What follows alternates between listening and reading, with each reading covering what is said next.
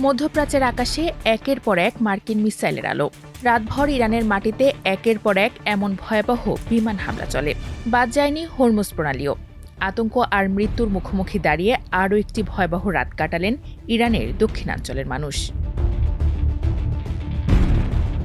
মার্কিন বাহিনীর সর্বশেষ হামলায় লক্ষ্যবস্তু করা হয়েছে ইরানের কমান্ড সেন্টার, আকাশ প্রতিরক্ষা ব্যবস্থা, ক্ষেপণাস্ত্র ও ড্রোন স্থাপনা এবং উপকূলীয় নজরদারি কেন্দ্র।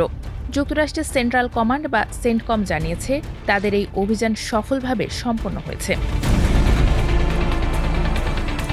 হরমুজ প্রণালীর সবচেয়ে বড় দ্বীপ কেশমে একাধিক বিস্ফোরণের খবর পাওয়া গেছে। পাশাপাশি আব্বাস, সিরিক, চাবাহার, কোনারাক ও রাস্ক বন্দরেও হামলার ঘটনা ঘটেছে। রাজধানী তেহরান থেকে প্রায় 490 কিলোমিটার দূরের খোরামাবাদেও বিস্ফোরণের শব্দ শোনা গেছে।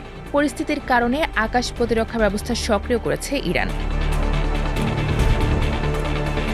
গত কয়েকদিন ধরেই ইরানের লাগাতার হামলা চালাচ্ছে যুক্তরাষ্ট্র।